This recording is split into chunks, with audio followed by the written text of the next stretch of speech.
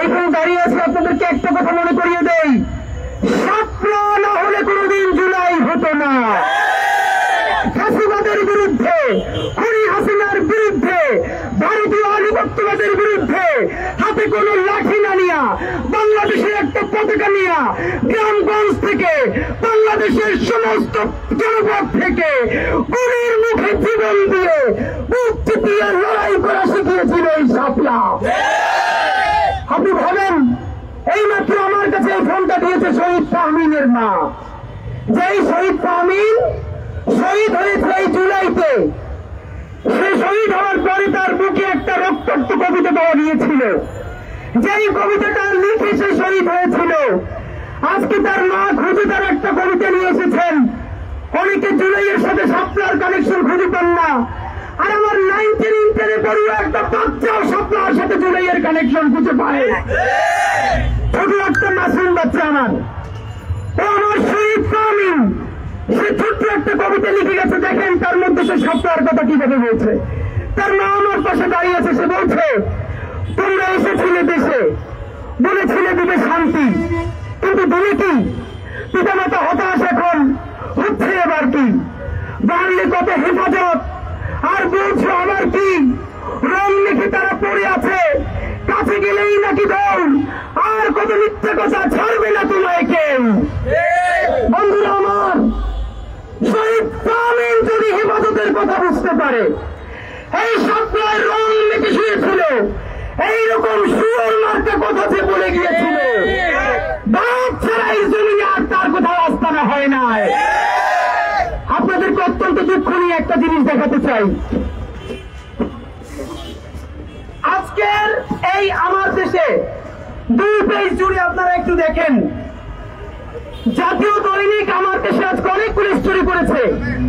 এর মধ্যে এই 2 পেজ যেখানে তারা স্টোরি করেছে, এই ছবিগুলো দেখেন। এই ছবিগুলোর মতো হাজারো হাজারো ছবি বাংলাদেশের মানুষের আর্কাইভে এখনো জানা আছে। আপনাদেরকে শুধু একটা কথা জানাতে চাই, হেফাজত গতকালকে বলেছে 92 জন শহীদের তালিকা প্রকাশ করেছে। এই 92 জন নাকি 2000 হবে, এইটা আমরা শাপলার শহীদ আমরা হেফাজতের কাছ থেকে শুনতে চাই না।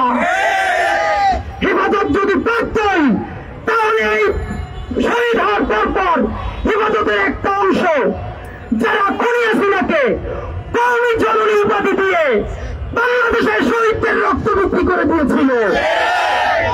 এই শাপলার মালিক শুধু একা হেফাজত নয়, এই শাপলা বাংলাদেশের গণমানুষের, এই শাপলা 18 কোটি বাঙালি মুসলমানের। এই ভাইরা আমার, মুক্তিযুদ্ধ যেরকম আমরা আওয়ামী লীগের হাতে ছেড়ে দেই নাই, এই জুলাই যেরকম একক কোন রাজনৈতিক দলের কাছে ছেড়ে দেই নাই, এই শাপলাও আমরা শুধু হেফাজতের ভাইদের কাছে ছেড়ে দেব না। তারা তাদের মতো বিচার চাইবে, তারা তাদের মতো বলবে, কিন্তু রাষ্ট্রকে বলতে চাই, হেফাজতেরই যদি এখন তালিকা করা লাগে, তাহলে রাষ্ট্রের কাজ কি আপনাদের কাছে জবাব চাই? যেই হেফাজত না, যেই শাপলা আপনাকে লড়াই করতে শিখালো। আপনি ভাবেন, আজকে এই কথাটা বলে আমরা শেষ করব, আমি শাপলার একজন যোদ্ধা। এই কথা বলতে বাংলাদেশের আজও লক্ষ লক্ষ মানুষের লজ্জা লাগে, ভয় লাগে। কারণ আমরা অনেকগুলো শাপলার শহীদ পরিবারের সাথে কথা বলেছি, তাদেরকে এখানে আনতে চেয়েছি। তারা 2টো কথা বলেছে। প্রথমত বলেছে, শাপলা আমাদেরকে গত 12 বছর একটা খোঁজ নিতে পারে নাই। আমার সন্তানটা শহীদ হয়ে গেছে, আমি যদি ওখানে গিয়ে দাঁড়াই, ভবিষ্যতের বাংলাদেশে আমার বাকি সন্তানটাও যে লাশ হয়ে যাবে না তার গ্যারান্টি আমি পাই না। সুতরাং আমার একটা সন্তান আল্লাহ নিয়ে গেছে, আমি আমার বাকি সন্তানদের জীবন আর ঝুঁকিতে ফেলতে চাই না। দ্বিতীয়ত আর একটা কথা তারা আমাদেরকে বলতে চায়, সরকার আসার পরে, জুলাই হওয়ার পরও এখনো তার শাপলার বিচার চাওয়ার জন্য শাপলা চত্বরে আসতে হবে কেন? বন্ধুরা আমার, আপনাদেরকে শুধু একটা স্মৃতি কথা মনে করাই। শাপলা চত্বরের দিন দুপুরে বিকাল থেকে আমি এখানে, আমার সাথে আমার বন্ধু বুরহান এখানে উপস্থিত আছে। আমরা 10-12 জন এখানে শাহজাহানপুর থেকে যখন ঢুকবার সময় আমি আহত হয়ে, তারপরে আমার পায়ে ব্যান্ডেজ থাকে। আমি রাত 9টা থেকে 10টা পর্যন্ত এখানে আমরা বাইতুল মুকাররমের দিক থেকে টাকা ছাড়া কিছু নাই। সমানে পুলিশের দিকে দৌড় দিচ্ছে। আমরা কোন দিকে যাবো জানো না। কতক্ষণ পরে দেখলাম একটা ভ্যানে 4টা লাশ এই শাপলা চত্বরে নিয়ে আসা হয়েছে জানাজার জন্য। পুরো মানুষ দিশেহারা। আমি শাপলা চত্বরে শুনে আমার মা বেহুশ হয়ে যাচ্ছে। রাত 9টা 10টা যখন বাজে আমার বাসা থেকে বললো মায়ের বাসাইতে চাইলে এখান থেকে বের হয়ে তারপরে জানাও। আমি অসহায় হয়ে পড়লাম। সব থেকে অবাক হলো আমার বাসা রামপুরে যাবো, সব জায়গা থেকে ফোন করে বলা হচ্ছে প্রত্যেকটা মৌজা, গ্রামপুরা, মগবাজার, পল্টন, আওয়ামী লীগের গুন্ডারা, ছাত্রলীগের গুন্ডারা সিএনজি থেকে বাস থেকে মানুষকে চেক করে নামাচ্ছে। যার মুখে দাঁড়িয়ে আছে, মাথায় টুপি আছে, অথবা সারা শরীরে কোনো আঘাতের চিহ্ন আছে, তাকে আবার সেখানে বেধড়ক পিটানো হচ্ছে এবং তাকে কুটিয়ে পুলিশের কাছে দেওয়া হচ্ছে। বাসা থেকে বললো রামপুরে এসে না, এদিকে মা অসুস্থ হয়ে যাচ্ছে। এরপর আমার বন্ধু বুরহান এখান থেকে রাত 10টায় বের করে আমার পায়ে ব্যান্ডেজ, তার এক আত্মীয়ের বাসায় কোথায় যেন আমাকে নিয়ে চলে গেছে। বন্ধুরা আমার, সারা রাত 1 মিনিট ঘুমাতে পারি না। শুধু একটা কথা বলি, বছরের পর বিবিসি বাংলা তখন 6:30টায় সকাল এবং 7:30টায় 2টা সকালের প্রোগ্রাম করতো প্রগতি এবং প্রত্যুষা নামে। সকাল 6:30টার প্রোগ্রামে বিবিসির কাদের কল্লোল, আজকে তাদের নাম ধরে বলছি কারণ তারা আজকে শাপলা ছেলে না, বিবিসির কাদের কল্লোল ফোনে যুক্ত হয়েছেন। কাদের কল্লোলকে বিবিসি বাংলার স্টুডিও থেকে জিজ্ঞেস করা হচ্ছে শাপলা চত্বরের কি অবস্থা। কোট আন কোট দায়িত্ব নিয়ে বলছি, অক্ষরে অক্ষরে আমার মনে আছে। কাদের কল্লোল বলছেন এখানে দাঁড়িয়ে এখন দেখা যাচ্ছে একটা যুদ্ধ বিধ্বস্ত দেশে যুদ্ধ শেষ হওয়ার পরের মিনিটে যে অবস্থা হয়, শাপলা চত্বরে এখন ঠিক তাই অবস্থা হয়ে আছে। আপনাদেরকে জিজ্ঞেস করি, শাপলা চত্বরের লক্ষ লক্ষ মানুষের হাতে একজনের হাতেও কি একটা গুলি ছিল, পিস্তল ছিল, বন্দুক ছিল? তাহলে এই মানুষগুলোকে এখান থেকে সরানোর জন্য কত লক্ষ বুলেট ছড়ালে এখানে যুদ্ধ অবস্থা তৈরি হতে পারে সেটা আপনাদের কাছে জানতে চাই। বন্ধুরা আমার, তার থেকেও লজ্জা মিডিয়ার ভাইরা আছেন, আপনাদের হাউসকে গিয়ে জিজ্ঞেস করেন আপনারা কি তওবা করেছেন। এই আপনাদেরকে একটা কথা বলি, আপনারা আপনাদের মিডিয়া হাউসকে গিয়ে বললেন এই যে জুলাই কমিশন, গুম কমিশন হয়েছে, সেইখানে অনেক সেনা কর্মকর্তা এসে সাক্ষী দিচ্ছেন, ডিজিএফআই এর কর্মকর্তা এসে সাক্ষী দিচ্ছেন, বলছেন আমাকে দিয়ে হত্যা করানো হয়েছে, আমাকে দিয়ে আয়না করে নির্মম নির্যাতন করা হয়েছে, আমি জমায় চলে গেছি, আমি মুক্তি চাই। খুনিদেরও একদিন মানুষের মুক্তি দরকার, অথচ বাংলাদেশের মিডিয়ার মাফিয়াদের কোনো মুক্তি লাগবে না। ভাইরা আমার, লক্ষ লক্ষ মানুষের জীবন নাশ করে দেওয়া হচ্ছে, রক্তের যমুনা বয়ে যাচ্ছে। পরের দিন বাংলাদেশের জাতীয় দৈনিক প্রথম আলো সহ সবাই লিড নিউজ করছে হেফাজতের তাণ্ডবে হাজার হাজার গাছ নষ্ট হয়ে গেছে। ভাইয়ের আমার, গাছ আমরা ভালোবাসি, এদের কাছে একটা গাছের জীবন অনেক, কিন্তু মাদ্রাসা পড়ুয়া গ্রামের কওমি মাদ্রাসার একটা ছোট ছেলের জীবনের 1 পয়সা দাম তাদের কাছে নাই। আমরা জানাতে চাই পিলখানা, শাপলা এবং জুলাই প্রত্যেক শহীদের রক্ত কিন্তু লাল। আমাদের কাছে কোনো শহীদ পৃথক নয়, গ্রাম আর শহরের শহীদ আলাদা নয়। আপনারা কি করেছেন? এরপরে প্রথম আলো থেকে শুরু করে আরো অনেক মিডিয়া গত 10 বছর 5 মিনিটে নিউজ করেছে, এখন পর্যন্ত হেফাজতের তাণ্ডবের বিচার হয় নাই।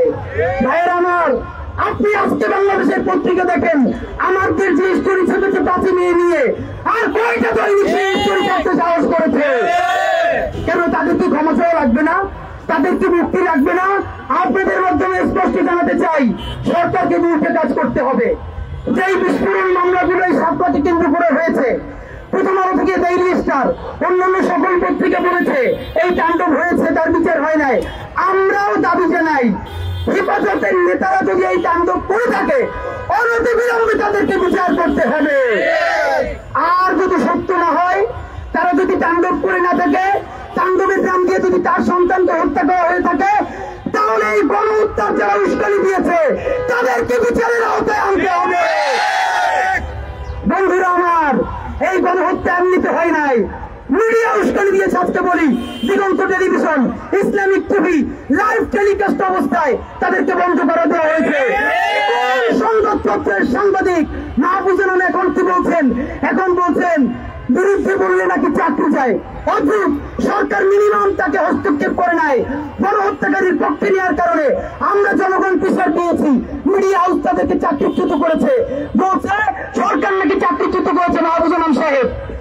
এরপরে আমাদের মানব জমিনের সম্পাদক সাহেব আপনাকে জিজ্ঞেস করতে চাই, দিগন্ত কোন অবস্থান নেই নাই, শুধু সাপলার গণহত্যা দেখাচ্ছিল, রাত 10টায় ইসলামিক টিভি দেখাচ্ছিল, তাদেরকে যখন সম্প্রচার অবস্থায় বন্ধ করে দেওয়া হয়েছে, কবে আপনি তার পক্ষে মানববন্ধন করেছেন? এই সাপলার পক্ষে, জনতার পক্ষে দাঁড়ানোর জন্য আমার দেশে কি হয়েছিল আপনাদের মনে আছে? মাহমুদুর রহমানকে দিনের পরে দিন অফিসে অবরুদ্ধ রাখা হয়েছে, আমার দেশ পত্রিকা বন্ধ করে দেওয়া হয়েছে, আমার দেশের মাহমুদুর রহমানকে 5 বছরের অধিক জেল কাটানো হয়েছে, তার জীবনকে 4 নাম্বার বানানো হয়েছে। আপনারা কেউ আমার দেশের পক্ষে দাঁড়ান নাই। সুতরাং আমরা বলতে চাই, বন্ধুরা, এই সাপলা গণহত্যার বিচার না করলে জুলাই কিন্তু বৃথা হয়ে যাবে। সরকারকে বলি, জুলাই নিয়ে কমিশন হয়েছে, পিলখানা নিয়ে কমিশন হয়েছে, শাপলা নিয়ে কমিশন করতে আপনার কিসের লজ্জা আল্লাহর রাস্তে বলেন?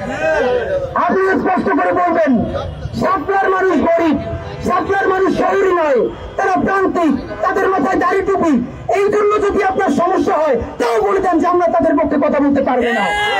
তাহলে ইনসাফ কেমনে কায়েম করতে হয় আপনাদেরকে ক্ষমতা থেকে নামাই আমরা সেটা দেখাবো ইনশাআল্লাহ। আপনাদের হাতে, আপনাদের সারা গায়ে পিলখানার রক্ত, সাপলার রক্ত, জুলাইয়ের রক্ত, শত শত হাজার হাজার শহীদের রক্ত। আল্লাহর হস্তে জাতিসংঘকে অন্তর্ভুক্ত করে অতি দ্রুত সাপলা গণহত্যা তদন্তের জন্য কমিশন গঠন করুন। আমরা হেফাজতের কাছ থেকে শুনতে চাই না, আমরা পত্রিকার কাছ থেকে শুনতে চাই না, আমরা সরকারি কমিশনের মাধ্যমে জানতে চাই এইখানের নিরীহ মানুষগুলোকে হত্যা করবার জন্য কত লক্ষ ছুরি ফেলা হয়েছিল। আর একটা কথা ভাই, এইখানে যে গুলিগুলো চালানো হয়েছে সেটা তো আর্মির, র্যাবের, বিডিআরের, পুলিশের, তাহলে সেই হিসেব আছে এখন সরকারের কাছে।